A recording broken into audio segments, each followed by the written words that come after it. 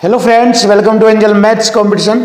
Friends, आज की video start करेंगे बहुत ही ज़बरदस्त और ख़तरनाक कॉन्सेप्ट के साथ। और इस वीडियो में आज हम आपको बहुत ही अच्छे अच्छे क्वेश्चनों का सॉल्यूशन कराएंगे।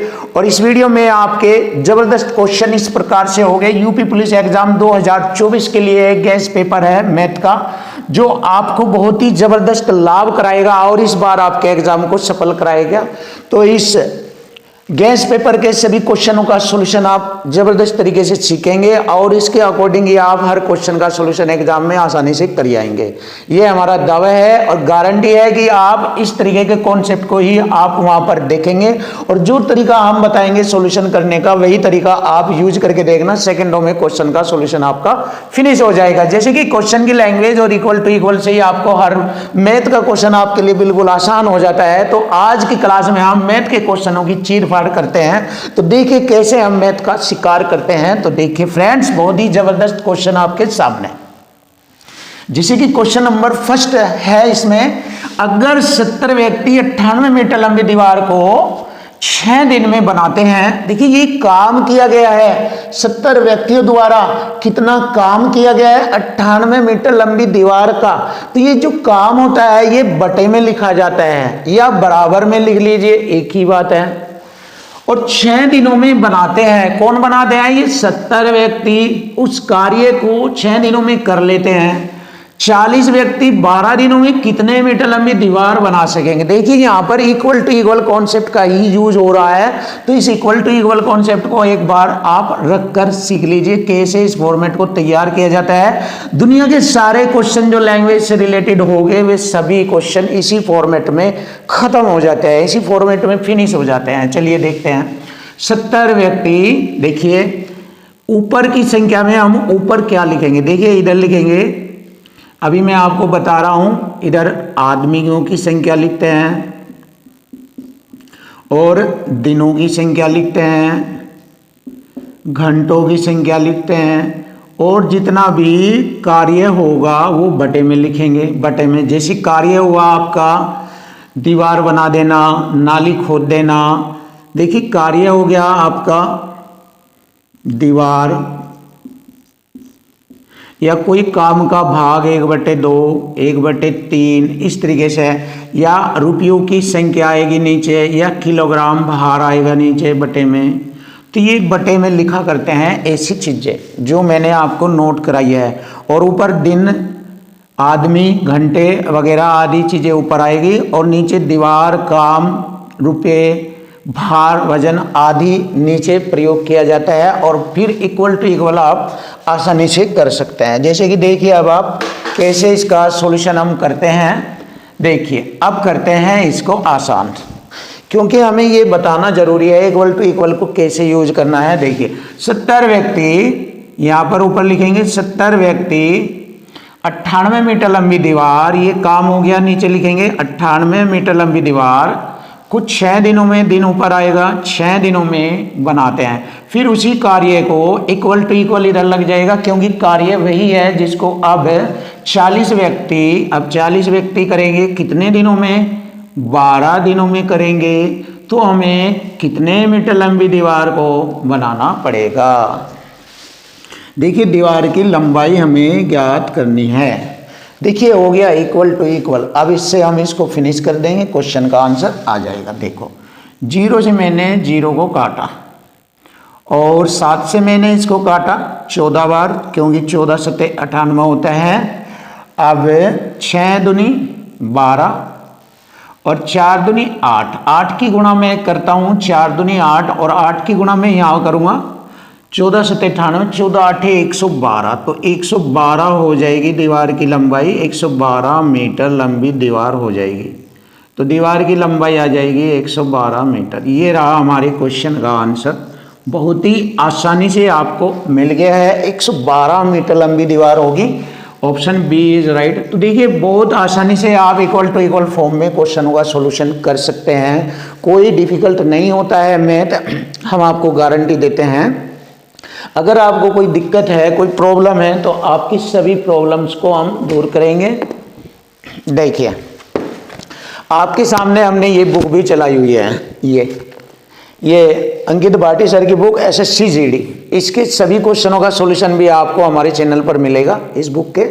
और उसके बाद हमने ये राहुल सत्यवतिया की बुक, ये नई लेटेस्ट अभी अभी आई है, अभी ज़्यादा दिन नहीं हुए, 10-15 दिन के अंदर अंदर आई है ये। तो इस बुक के क्वेश्चनों का सॉल्यूशन भी आपके सामने बहुत ही ज़बरदस्त सॉल्यूशन में हम करा रहे हैं। और इसकी वीडियो भी हमने कई सारी वीडियो डाल दी हैं और इसको भी हम चला रहे हैं 1 बाय 1 आपके सामने। और इस बुक के क्वेश्चनों का सॉल्यूशन भी आपको बहुत ज़बरदस्त, पूरी बुक का एक एक क्वेश्चन आपको एक एक क्वेश्चन सिखा दिया जाएगा और इक्वल टू इक्वल मेथड से ही इस बुक के सारे क्वेश्चन को फिनिश किया जाएगा। तो फ्रेंड्स, वीडियो को देखिए और चैनल को सब्सक्राइब कीजिए, जिससे कि आपके सामने हर चीज़ बिल्कुल मैथ की आसान हो जाए। हम आपके सामने मैथ का हर क्वेश्चन आसान करेंगे। तो चलिए स्टार्ट करते हैं, देखते हैं क्वेश्चन नंबर 2। और ये जो पेपर हम करा रहे हैं ये एक ज़बरदस्त गैस पेपर है, जो आपके 2024 यूपी पुलिस एग्जाम के लिए बहुत ही ज़्यादा ज़बरदस्त लाभकारी रहेगा। और इससे मिले जुले क्वेश्चन सेम आपको वहाँ पर एग्जाम में देखने को मिलेंगे। तो इस पेपर को बहुत अच्छी तरीके से कर लीजिए, आपके लिए ज़बरदस्त सिद्ध होगा ये। चलिए देखते हैं। एक दुकानदार 1 किलोग्राम चाय के क्रय मूल्य के बराबर 950 ग्राम चाय बेचता है। मीन्स क्या हो गया? मीन्स ये है कि चाय 950 ग्राम बेचता है 1 किलोग्राम के बजाय। मतलब 1 किलोग्राम में कह सकते हैं हम 1000 ग्राम होता है। अब 1000 ग्राम में 950 ग्राम चाय बेच देगा, है ना। 1 किलोग्राम के स्थान पर 950 ग्राम बेचेगा तो मीन्स क्या होगा? 50 ग्राम का उससे लाभ होगा।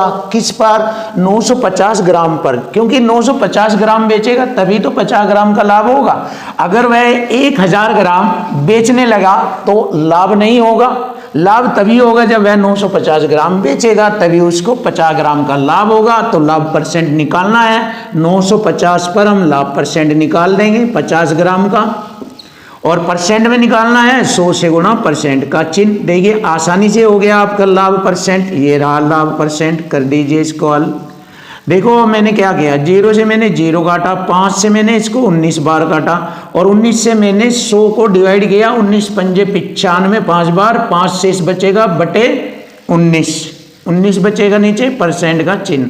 तो ये आ गया हमारा लाभ परसेंट। ये रहा 5 से ही 5 बटे 19, ऑप्शन बी इज राइट। 5 से ही 5 बटे 19 ये रहा क्वेश्चन। बहुत ही जबरदस्त हो गया आपके लिए। क्वेश्चन नंबर 3 देखेंगे, बहुत ही प्यारा और बेस्ट क्वेश्चन आपके सामने है। तो सॉल्यूशन में देखेंगे, देखो ध्यान से देखो, इक्वल टू इक्वल फॉर्मेट। देखो 2 ही कॉन्सेप्ट है जो दुनिया में पूरे मैथ का सॉल्यूशन दिखाते हैं। देखिए मैथ का सॉल्यूशन आप समझ लीजिए, एक साइड में संख्या, दूसरी साइड में रेशो या परसेंट होता है, और इधर एक साइड में संख्या और उसी पर रेशो या परसेंट का मल्टीपल होगा। तो दुनिया के यही 2 ऐसे तरीके हैं जिनसे आप पूरे लैंग्वेज वाले मैथ के सभी क्वेश्चनों का सॉल्यूशन आप देखेंगे। और इनमें सबसे ज़्यादा ये वाला कॉन्सेप्ट लगता है, जिसको मैंने कहा है कि 90% ये मैथ के अंदर यही कॉन्सेप्ट लगेगा हर सवाल में।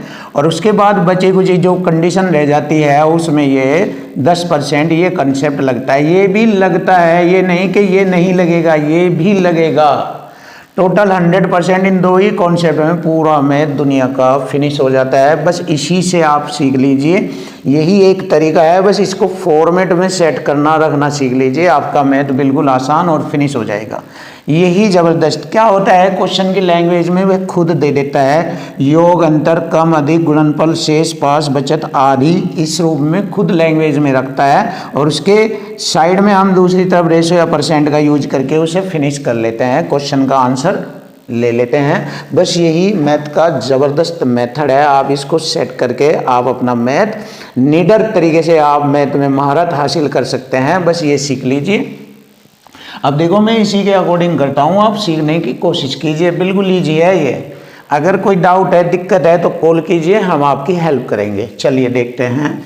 2.5 रुपये प्रति पेंसिल की दर से, देखो एक पेंसिल 2.5 रुपये की दर से बेची गई है और विनोद को 110 रुपये का उस पर लाभ हो जाता है, तथा 1 रुपये 75 पैसे की अगर दर से बेचेगा वो, यानी कि अगर वह रेट कम कर देता है, देखो रेट कम कर दिया उसने, अगर रेट कम कर देता है तो उसे 55 रुपये की हानि हो जाती है।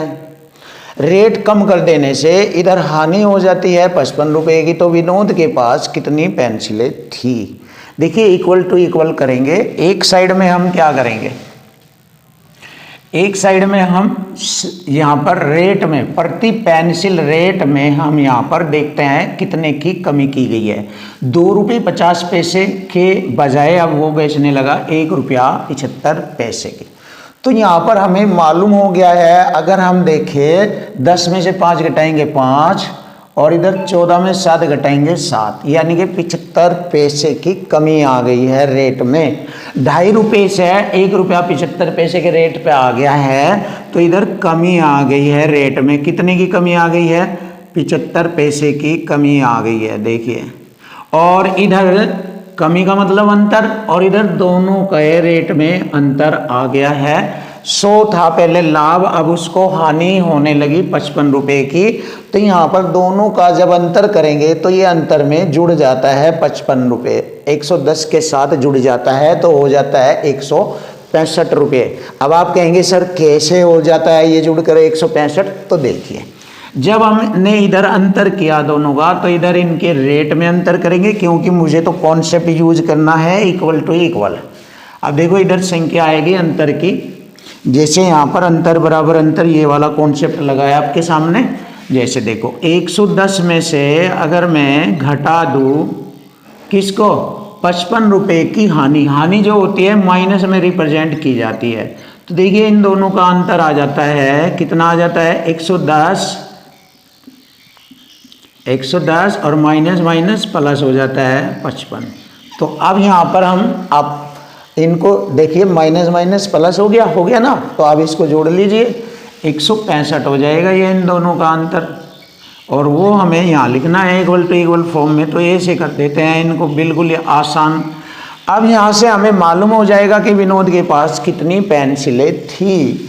अब देखो 0.2 अंक हटाकर 6 तो आप बटे में लिख दीजिए, 6 आप इधर ले जाइए गुणा के रूप में, मर्जी है आपकी, ऐसे ही आंसर आ जाएगा। देखिए अब कटिंग करता हूँ, 25 तिये 75 और 25 चौका 100। अब 3 से मैं इसको काटूंगा, 3 पंजे 15, 3 पंजे 15, कटिंग हो गया। अब 4 की गुणा यहाँ पर कर दी जाएगी, तो पेंसिलों की संख्या हमें ज्ञात हो जाएगी। देखिए कर लेते हैं, 4 पंजे 20 हासिल 2, 4 पंजे 20 और 2 22, तो 220 पेंसिलें थी विनोद के पास, ये रहा। तो क्वेश्चन का आंसर आ चुका है, विनोद के पास 220 पेंसिलें थी। देखिए इक्वल टू इक्वल फॉर्मेट में सभी question finish. 220 option A is right. तो देखो फ्रेंड, बहुत ही ज़बरदस्त तरीके से मैं यही कोशिश कर रहा हूँ कि आपका मैथ ज़बरदस्त हो जाए और नंबर 1 हो जाए, और आपके लिए मेहनत करूँगा बहुत ज़्यादा, जिससे कि आपका मैथ बिल्कुल आसान हो जाए और आप मैथ में निडर हो, महारत हासिल करें इस काम में। तो मैं ये आपको सिखा दूंगा 100%, और बस आपको कोई दिक्कत नहीं है, बार बार किसी भी चीज़ से डरने की ज़रूरत नहीं है। तो देखिए क्वेश्चन नंबर 4 आता है, तो देख लेते हैं कैसे इसको इक्वल टू इक्वल फॉर्मेट में ही ये भी किया जाएगा। देखो एक स्कूटर का मूल्य कितना दिया है? देखिए एक स्कूटर का मूल्य दिया है 50,000 रुपया, 50,000 रुपये दिया है। हर वर्ष इसके मूल्य में, यानी कि ये वाले रेट में कमी हो रही है 12% की हर साल। तो देखिए हर साल, तो ये वाला कॉन्सेप्ट लगेगा संख्या के ऊपर मल्टीप्लाई करके, रेशो या परसेंट लगेगा इसी पर, ये वाला कॉन्सेप्ट लगता है इसमें। अब आप कहेंगे कि सर आपको कैसे पता लगता है? तो पता ऐसे लगता है जो कि क्वेश्चन की लैंग्वेज बताती है, इसको समझ लीजिए, अपने आप पता लग जाएगा, क्योंकि इस रेट में ही तो कमी कह रहा है वो, तो इसी पर कमी हो जाएगी परसेंट में, तो यहाँ पर इसी पर रख देंगे ये एंट्री। 12% कम आती है, यानी कि 12% कमी आती है। 2 वर्ष बाद इसका मूल्य कितना होगा? यानी कि आप फिलहाल उसका रेट 50,000 रुपये है, जैसे ही 2 वर्ष बीतेंगे तो 12% की कमी से फिर उसका रेट कितना रह जाएगा, कितना हो जाएगा, ये बताना है। तो देखो 12% की कमी आती है, तो 12% को हम कैसे लिखेंगे? 12 की कमी आती है, 88% रह जाएगा वो, ऐसे सिंपल तरीके से। और फिर यहाँ पर भी दूसरे साल भी ऐसे ही 88% का रेट होगा, ऐसे कर लीजिए।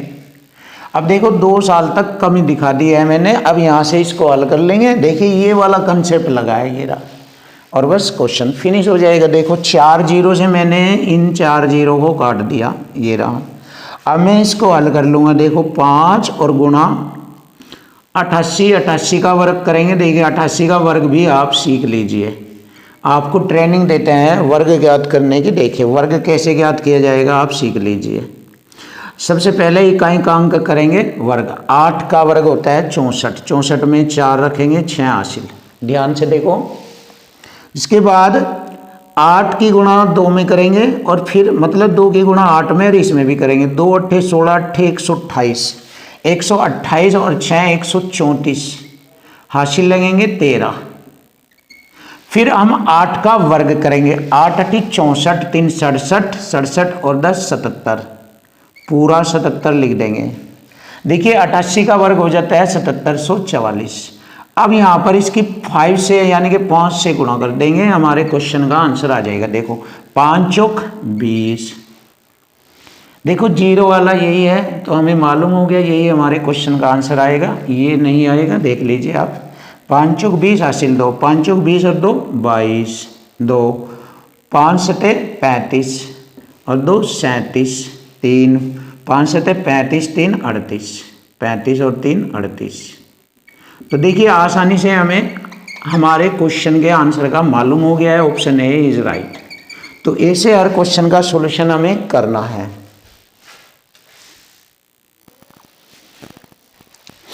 क्वेश्चन नंबर 5 बहुत ही बेस्ट और सुपर क्वेश्चन आपके सामने, और बिल्कुल इजी भी आपके सामने इस क्वेश्चन को कराया जाएगा, और ये क्वेश्चन भी आपके सामने इजी होगा। और इसी टाइप से आपको यूपी पुलिस एग्जाम में क्वेश्चनों का जो तरीका है वो सब इसी टाइप से देखने को मिलेगा। तो चलिए देखते हैं। 1 से 50 तक सभी संख्याओं का औसत बताओ। देखिए ये क्रमागत संख्या है 1 से 50 तक, तो क्रमागत संख्याएं दी गई है, इन सभी का औसत बताना है। तो 1 2 3 4 इस तरीके से ये 50 तक की संख्याओं का औसत पूछा है। तो औसत होता है सभी संख्याओं का योग बटे कुल पदों की संख्या। एक तरीका तो ये होता है, लेकिन अगर क्रमागत वाली संख्या का एक कॉन्सेप्ट देखा जाए तो ये वाला बहुत ही बेस्ट है। देखिए पहली संख्या और लास्ट की संख्या को जोड़कर 2 से भाग कर दीजिए, आपका एवरेज आ जाएगा। ये वाला बहुत अच्छा तरीका होता है, इसको कर लीजिए, आसान हो जाएगा। पहली और लास्ट वाली संख्या को जोड़कर 51 हो जाएगा, इसको आधा कर दीजिए, 2 से भाग, एवरेज आ जाएगा 25.5, 25.5, और यही हमारे क्वेश्चन का आंसर है। तो देखो ये तो क्रमागत है। अगर आप कोई और भी देखना चाहे तरीका इसी प्रकार से, वैसे आप सब जानते हो इस मेथड को, लेकिन प्रैक्टिस करने से आप और अच्छे हो जाएंगे। देखिए जैसे ये हो गया हमारा क्रमागत। इस बार आता है विषम, 1 3 5 7 9 11 13 डैश डैश।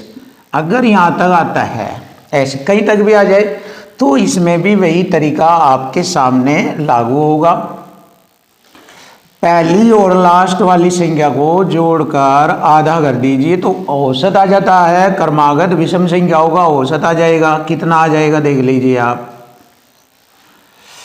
1 और 15 जोड़ेंगे हो जाएगा 16/2, तो 2 अट्ठे 16, 8 आ गया। अब इसको प्रूफ भी देख सकते हैं। देखिए प्रूफ भी देख सकते हैं। 1 3 5 7 9 11 13 और 15 ये वाली संख्या है।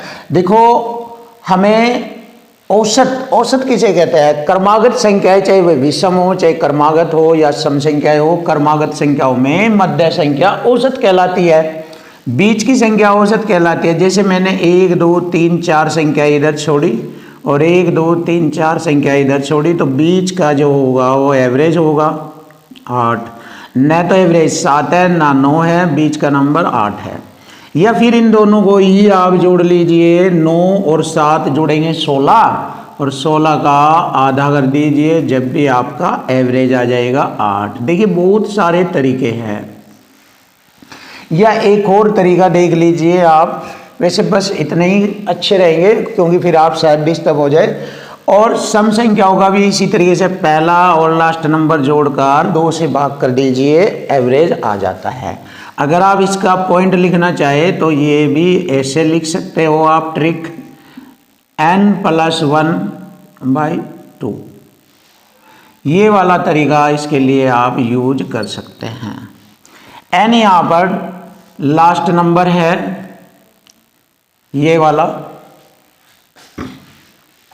जिसे ये भी आप तरीका देख सकते हैं 1 2 3 4 5 6 7 8, ये वाला इसमें चलेगा क्रमागत संख्याओं में, लास्ट नंबर ये वाला, और इसमें पहला आखिरी जुड़ेगा, ये वाला इसके लिए लागू है ये तरीका। तो हम क्या करते हैं, पहला और आखिरी नंबर जोड़कर उसको 2 से भाग कर देते हैं, तो हमारे क्वेश्चन का आंसर हमें आसानी से मिल जाता है। तो देखिए हमने आपके सामने पहला क्वेश्चन कराया है, और पहले क्वेश्चन को बहुत अच्छी तरीके से सीखें और ज़बरदस्त सॉल्यूशन प्राप्त करें। देखिए ये रहा। अब देखिए नेक्स्ट क्वेश्चन पर आ जाते हैं और इसको आसान बनाते हैं। देखो माइंड से अगर आप पढ़ेंगे तो अपना टाइम आप बचा सकते हो, अगर आप माइंड से पढ़ेंगे तो अपना टाइम बचा सकते हो, और अगर आप सिंपल मेथड से पढ़ेंगे तो क्वेश्चन तो हो जाएगा, ऐसी बात नहीं है कि क्वेश्चन नहीं होगा, बट आपका टाइम ज़्यादा लग जाएगा। तो टाइम को बचाने की कोशिश कीजिए, जिससे कि आप अन्य जैसे रीजनिंग हुआ, हिंदी हुआ और जैसे जीएस हुआ, उनमें भी आप अपना टाइम कवर कर सको। तो थोड़ा फास्टली, क्योंकि ज़्यादा टाइम रीजनिंग और मैथ में ही आपका ज़्यादा टाइम लगेगा, हिंदी और जीएस में ज़्यादा टाइम नहीं लगेगा। इसलिए आप हमारी थोड़ी सी बात को समझो कि मैथ में ऐसा तरीका होना चाहिए जो सभी क्वेश्चन को सिर्फ एक ही तरीके से कर दिया जाए। वो तरीका मैंने आपको बताया है, ये वाला बेस्ट तरीका है। और जगह आप शायद ऐसा ना कर पाए, हर क्वेश्चन आप अलग अलग तरीके से कर पाएंगे, लेकिन हम आपको एक ही मेथड से या क्वेश्चन की लैंग्वेज से और लास्ट खतरनाक तरीका माइंड से क्वेश्चन को सोल्व करने की कोशिश कीजिए। आप 100% विजय हासिल करोगे अपने एग्जाम में अगर आप ये तरीका फॉलो करते हैं माइंड का। तो चलिए देख लेते हैं आप। ए, बी और सी की औसत आयु 25 वर्ष है। औसत आयु का मतलब हो गया ए भी 25 का, बी भी और सी भी, तीनों 25-25 के आयु में एक्सप्लेन किए गए हैं। तो इनकी आयु कम ज़्यादा, लेकिन जब बात औसत में आ जाती है तो सभी को बराबर बराबर रिप्रेजेंट कर दिया जाता है औसत के द्वारा। 25 का ये, 25 का ये, 25 का ये, ऐसे ऐसे कर दिया जाता है, 25, 25 और 25 एवरेज में। लेकिन ये कम ज़्यादा है, ऐसे नहीं कि ये 25 का 25 का ही होगा, एवरेज में दिखाया गया है ये ऐसे 25-25। अब देखो एवरेज के अनुसार तो ये 25-25 के है, विदाउट एवरेज के अलग अलग है। देखो यदि ए और बी की औसत आयु 28 वर्ष होगी, ए अब पहले था 25 का, अब ए हो गया 28 का, बी भी 28 का हो गया, तो ए ने भी 3 ले लिए और बी ने भी 3 ले लिए। कहाँ से लिए ये? सी में से लेंगे ये, क्योंकि पहले तो ये 25-25 के एवरेज में थे, अब ये 28-28 के एवरेज में हो गए। तो किसने लिए ये? ए और बी ने 3 वर्ष तो ए ने लिए, 3 वर्ष बी ने लिए। किससे? सी से, जो 25 के एवरेज में था सी, 6 ले लिए। इन दोनों ने इसके 6 वर्ष ले लिए। अब सी पर कितना रह गया? 25 में से 6 घटा देंगे, सी की आयु रह जाएगी 19 वर्ष। देखिए ऐसे भी आप इसका आंसर दे सकते हो, देखिए ऐसे भी आप इसका आंसर दे सकते हो। माइंड का खेल है ये, अगर आप कोशिश करना चाहे तो आप बता सकते हो इसके क्वेश्चनों का सॉल्यूशन, वरना सिंपल तरीका आप जानते हैं, सिंपल तरीका भी आप कर सकते हैं। देखिए तीनों का ए प्लस बी, अब सिंपल तरीका सीख लीजिए, साधारण तरीका। ए प्लस बी प्लस सी, तीनों की आयु का योग 25-25, औसत गुणा संख्या योग आ जाएगा 75 हो जाएगा, तीनों की आयु का योग 75, जिसमें ए और बी की औसत आयु दी है उसने 28, औसत गुणा संख्या 2 हो गई इनकी, 28 दूनी 56। देखिए ये सिंपल तरीका है। बताओ अब इसमें टाइम नहीं लगता क्या? बताइए आप, कोशिश करो। हम ये नहीं कहते कि आप ऐसे मत करो, करो, पर जब करो, जब आप कुछ भी नहीं जानते तो तब सिंपल तरीका करो। अगर आप जानते हैं या हमारे द्वारा इन चीज़ों को आप समझ सकते हो तो आप बहुत ही बेस्ट और अच्छा ये जो है सॉल्यूशन स्टाइल सीख सकते हो। तो आप फ्रेंड्स कोशिश कीजिए बेस्ट बनने की, आप बेस्ट हो जाएंगे अगर आप हमारी थोड़ा सा सलाह लें तो आप इस तरीके से पढ़िए, आप हमेशा विजय हासिल करोगे आप। तो देखो अब हमें मालूम हो गया ए बी की आयु का योग यहाँ 56 है और यहाँ भी ए बी की आयु का योग 56 है, क्योंकि टोटल है दोनों का, तो 56 भी इसमें जुड़ा हुआ है। अगर मैं 75 में से 56 घटा दूँ, सी की आयु आ जाएगी। देखिए अब देखो इसमें टाइम लग जाता है अगर आप ऐसे पढ़ोगे। 15 में से 6 घटाएंगे 9, 6 में से 5 घटाएंगे 1, देखिए 19 वर्ष। और यही 19 वर्ष मैंने तुरंत बता दिया था आपको कि 19 वर्ष हो गई है। देखिए सी की आयु तुरंत। तो इतना टाइम वेस्ट करने की आवश्यकता नहीं है आपको, आप बस डायरेक्ट देखो।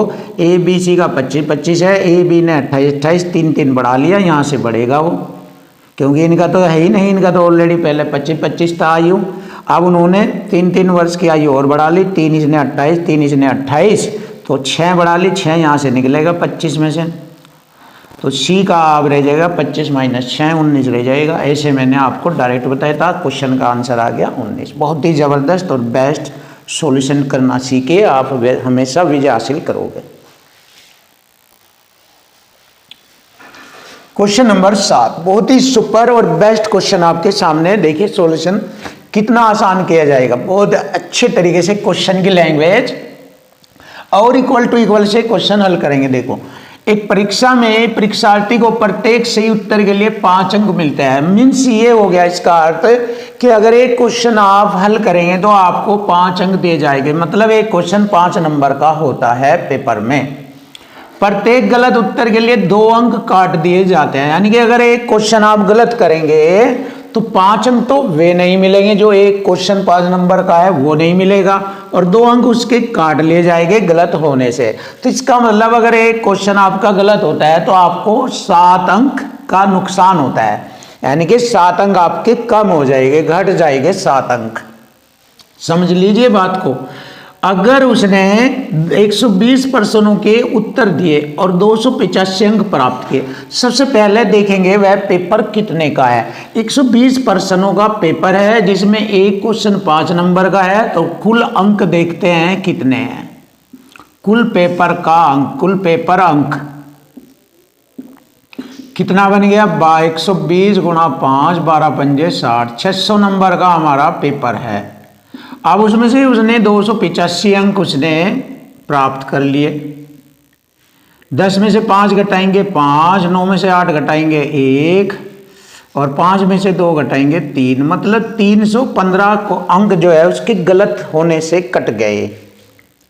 अब देखिए एक क्वेश्चन गलत होने से 7 अंक कट जाते हैं, 5 ये 2 ये 7 अंक कट जाते हैं। अगर मैं 7 से इसको काटूं, क्योंकि ये भी गलत है इधर गलत है, गलत अंक जो है 315, और इधर एक क्वेश्चन पर गलत अंक कट जाता है 7, इधर 315 गलत कटे हैं। तो यानी कि इक्वल टू इक्वल हमारा बन गया है गलत क्वेश्चन, तो बराबर गलत। तो क्वेश्चनों की संख्या हमें मालूम हो जाएगी, वो भी गलत क्वेश्चनों की संख्या मालूम होगी हमें, क्योंकि गलत से गलत को काट रहे हैं, तो गलत क्वेश्चनों की संख्या।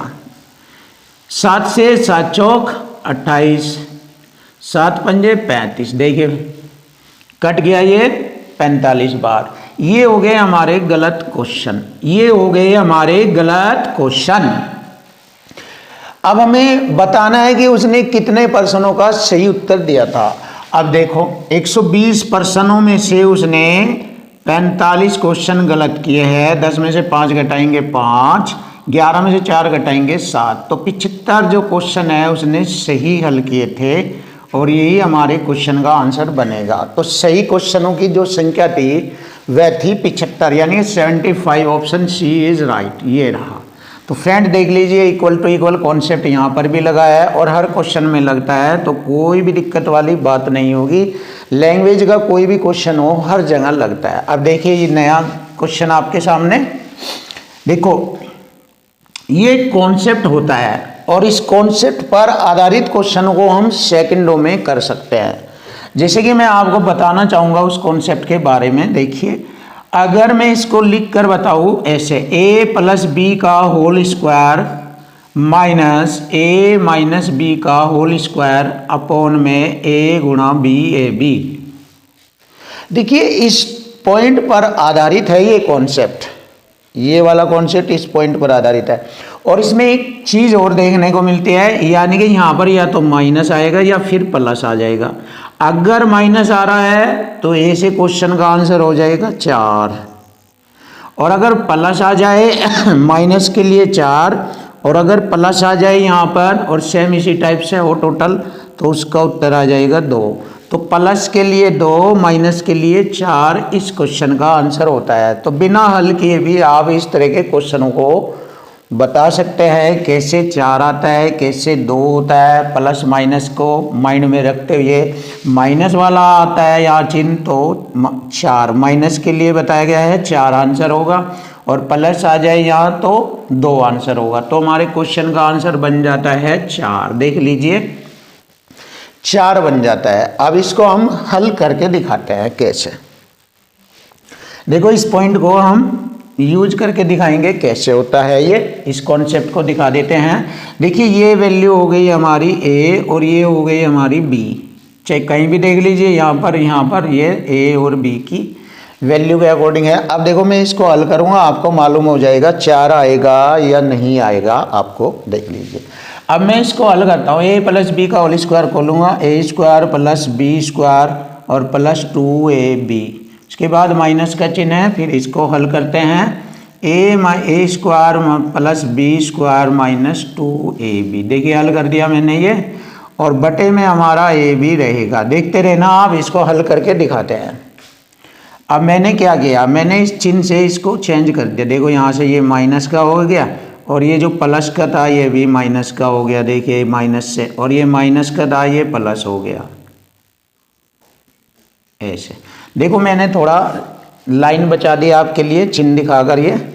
अब देखो अब हल करते हैं, माइनस ए स्क्वायर से प्लस ए स्क्वायर कट गया, माइनस बी स्क्वायर से प्लस बी स्क्वायर कट गया, प्लस 2ab प्लस 2ab, ये रहा, तो 4ab आ जाएगा, और बटे में ए बी आ जाएगा। देखिए तो जो मैंने ए और बी माने थे वे यहाँ अगर रख दिया जाए ए गुणा बी, तो यहाँ भी ए गुणा बी से ये कट जाएगा, तो कौन बच जाएगा 4, तो 4 बच जाएगा। तो ये हमारे क्वेश्चन का आंसर आ जाता है। इसलिए हम कहते हैं कि ऐसे क्वेश्चनों का जो आंसर होता है वो 4 होता है। अब देख लीजिए, अब यहाँ अगर प्लस भी यूज किया जाए अब देखो यहाँ पर हम प्लस यूज करते हैं। देखो अगर मैंने यहाँ पर प्लस यूज किया तो यहाँ पर 2 आ जाएगा। देखो देखिए, तो ऐसे कर लेते हैं ये हम।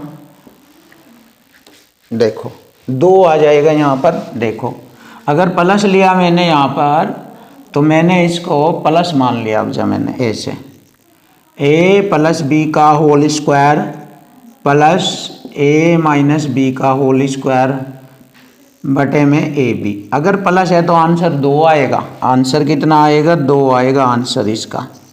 अब इसको हल कर लेते हैं। A square plus B square plus 2ab, अब इसको हल करेंगे, प्लस ए स्क्वायर माइनस का प्लस हो जाएगा बी स्क्वायर माइनस 2ab। देखिए बटे में ए बी। अब देखिए कैसे करते हैं, ये माइनस 2ab से 2ab कट गया। अब यहाँ पर 2, यहाँ पर ये कंडीशन चेंज हो जाएगी यहाँ पर इसकी। चलिए कोई बात नहीं, देख लेते हैं। A square plus B square, A square plus B square, चलिए ये 2 हो गया, ये 2 कॉमन आ जाएगा। ए स्क्वायर प्लस बी स्क्वायर, और बटे में यहाँ पर अगर प्लस आता है तो बटे में यहाँ पर चेंज हो जाता है। क्या हो जाता है? नीचे चेंज हो जाता है। ये पॉइंट ध्यान रखना, क्योंकि यहाँ से भी मालूम हो गया है बटे में यहाँ पर चेंज हो जाएगा। कैसे हो जाएगा? ये वाली कंडीशन बदल जाएगी। ये ए स्क्वायर प्लस बी स्क्वायर, ये ए से, तो यहाँ पर भी ये क्या हो जाएगा? अगर प्लस में देखें ये 2 बार, और प्लस का चिन्ह आ जाएगा ऐसे, 589 गुणा 589 और प्लस 187 गुणा 187, ऐसे आ जाएगा 2 बार ये, और फिर ये सेम कंडीशन से कट जाएगा तो हमारे क्वेश्चन का आंसर 2 आ जाएगा। तो बहुत ही आसान है, सिंपल है, आपको डरने वाली ज़रूरत नहीं है।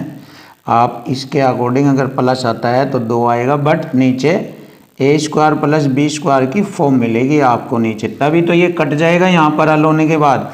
तो ये भी ध्यान रखना फ्रेंड, बहुत इंपॉर्टेंट और मोस्ट पॉइंट है इसके लिए। तो आप आसानी से ऐसे क्वेश्चनों का इस कॉन्सेप्ट के अकॉर्डिंग डायरेक्ट आंसर दे सकते हो। ये मैंने आपको सिखाया, वरना डायरेक्ट भी आप इसका उत्तर देंगे। जैसे मैंने बताया था कि इसका आंसर 4 आएगा, ये तो मैंने आपको वैसे ही प्रूफ करके दिखाया है, जिससे कि आपको अच्छा सा लग जाए और आप जान जाए कि हाँ भाई रियल में ये ऐसा होता है। वरना इसकी आवश्यकता नहीं है आपको, इसकी ज़रूरत नहीं है आपको, क्योंकि मैंने आपको डायरेक्ट बता दिया था। अब बस आपको पॉइंट का ध्यान रखना था, इसलिए मैंने आपके सामने ये बताया। तो फ्रेंड ऐसी चीज़ों को आप ध्यान दीजिए कि कैसे इस तरह के क्वेश्चनों का सॉल्यूशन होता है। तो ये वाला टाइप जो आएगा तो हमारे क्वेश्चन का आंसर हमें 4 मिल जाएगा आसानी से।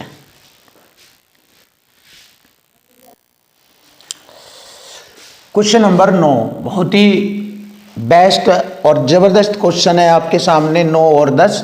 तो आइए देखते हैं इन क्वेश्चनों का सॉल्यूशन कितना आसान बनेगा। देखिए, एक नाव धारा की दिशा में 8 किलोमीटर प्रति घंटे यानी 8 किलोमीटर की 1 घंटे में दूरी तय करती है, तथा धारा के विपरीत 2 किलोमीटर की दूरी 1 घंटे में तय करती है। धारा की गति बताए क्या है। तो देखिए बहुत ही आसान, धारा की दिशा में ऐसे होती है, धारा की दिशा में चाल आ जाएगी, 8 किलोमीटर की दूरी 1 घंटे में तय करती है, तो 8 किलोमीटर प्रति घंटा हो जाएगी चाल।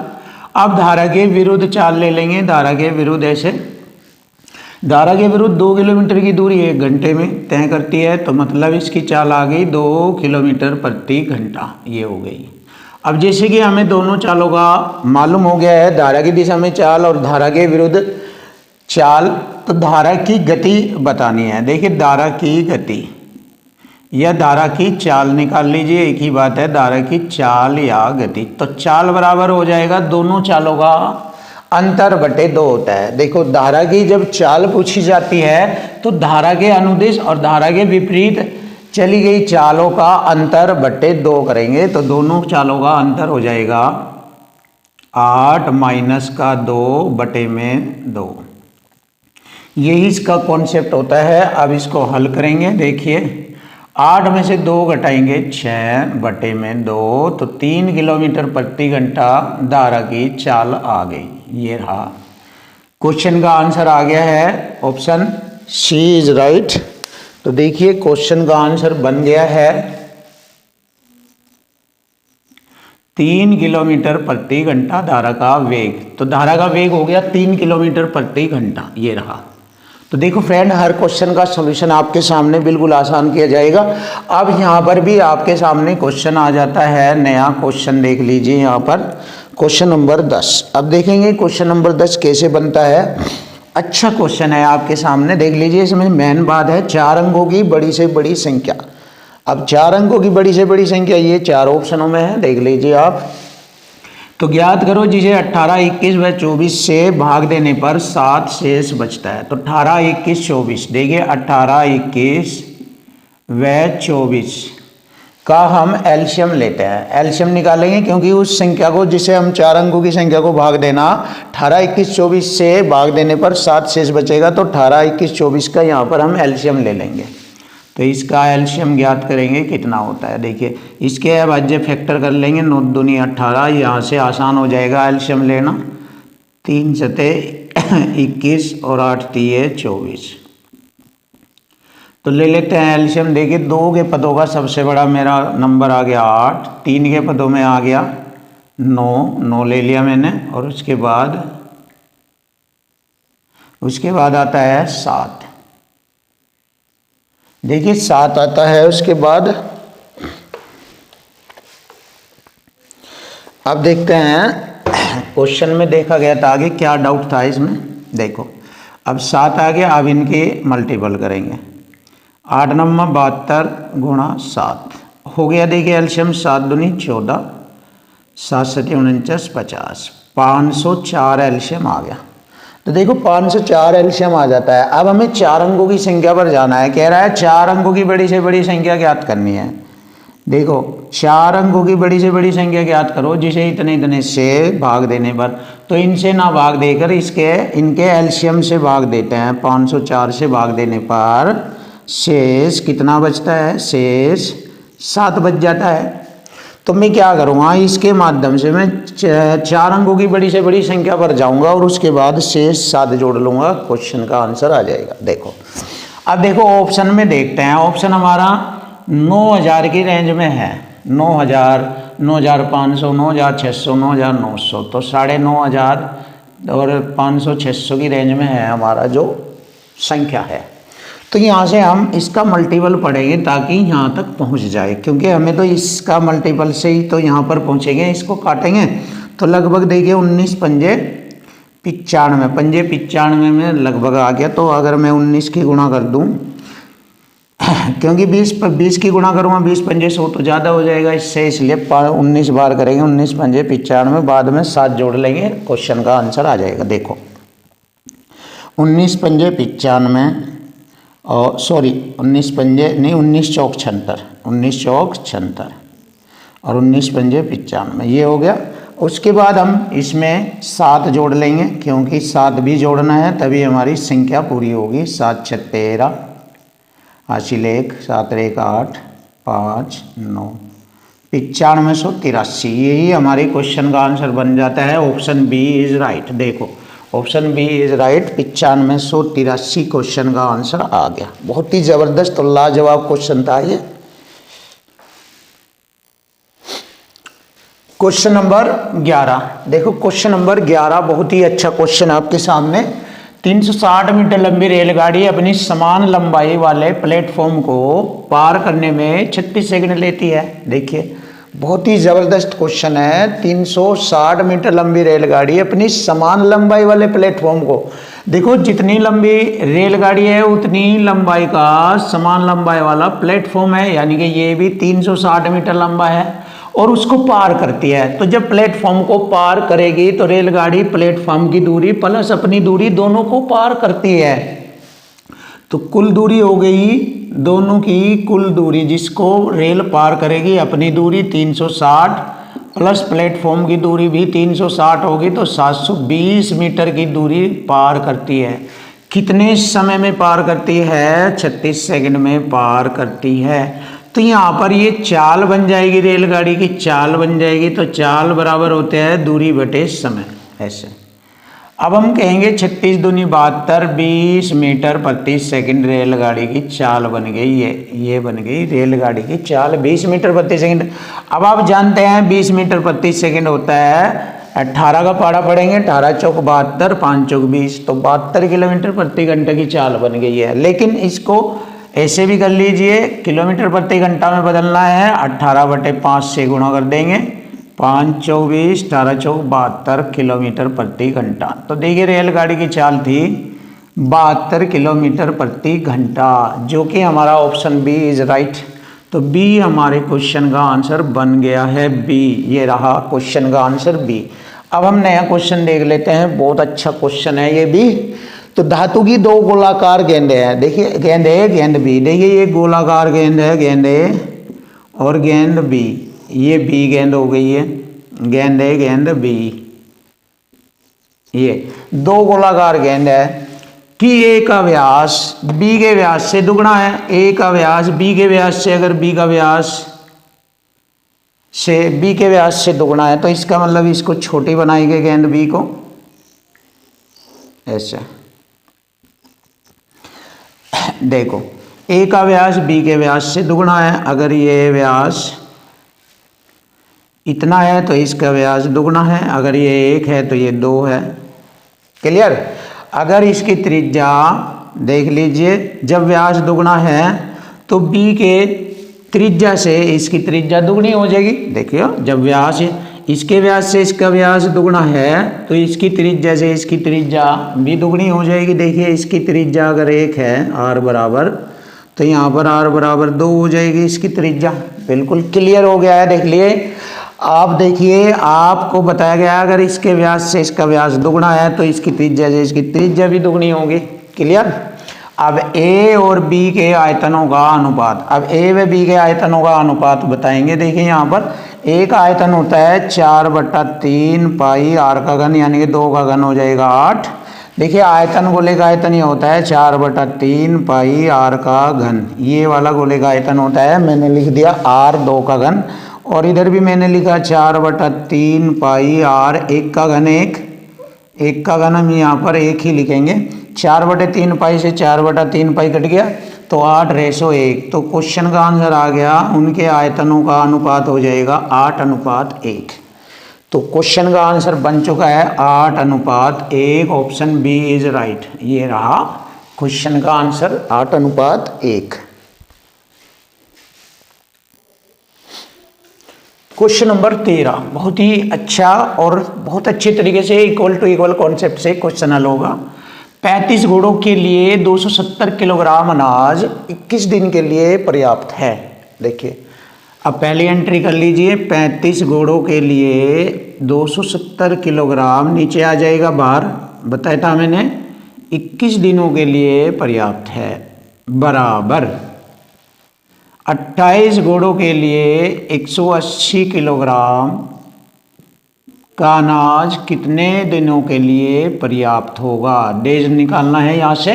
अब इसको कटिंग करेंगे, 90 तिये 270 और 90 दूनी 180, छोटा हो गया ये, 3 सत्ते 21 और 2 से मैंने इसको काटा 14 बार, देखिए, और मैंने इसे 7 से काटा, 7 दूनी 14 और 35/2 17.5, 35/2 लिखेंगे बराबर डेज आ जाएगा 17.5 दिन।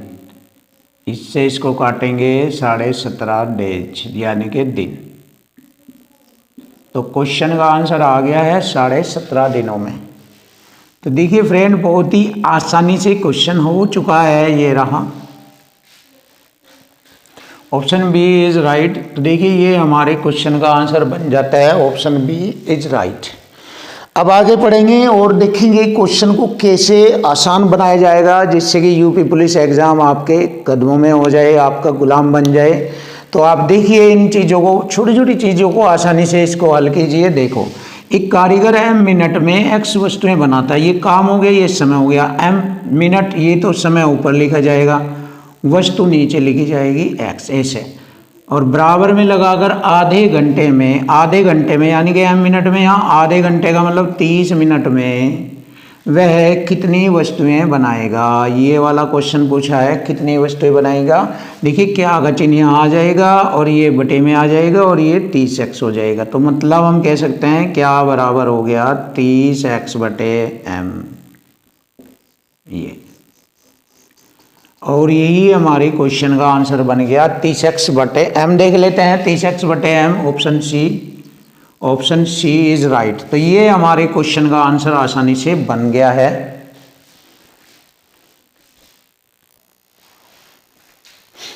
क्वेश्चन नंबर 15 बहुत ही बेस्ट और सुपर क्वेश्चन आपके सामने।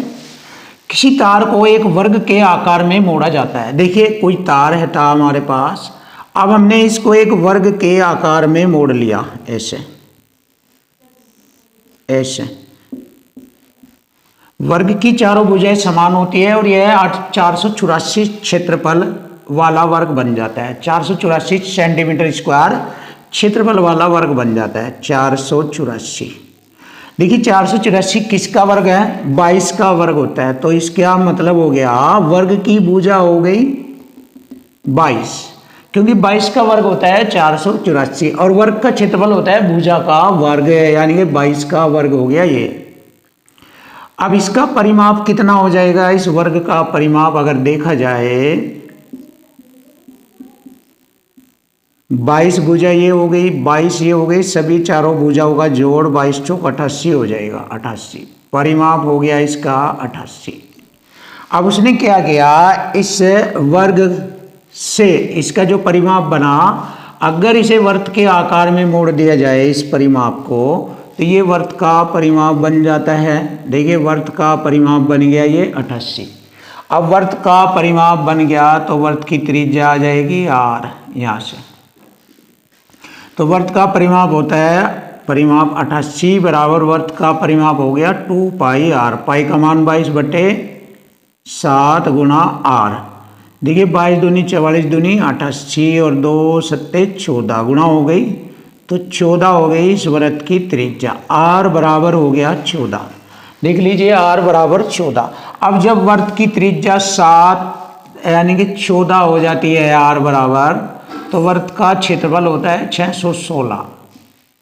तो वर्त का क्षेत्रफल हो जाएगा 616। आप जानते हैं कैसे होता है, आप जानते हैं कैसे। पाई आर स्क्वायर भर लीजिए, वर्त का क्षेत्रफल आ जाएगा 616। पाई का मान 22/7, आर स्क्वायर 14 गुणा 14 ऐसे।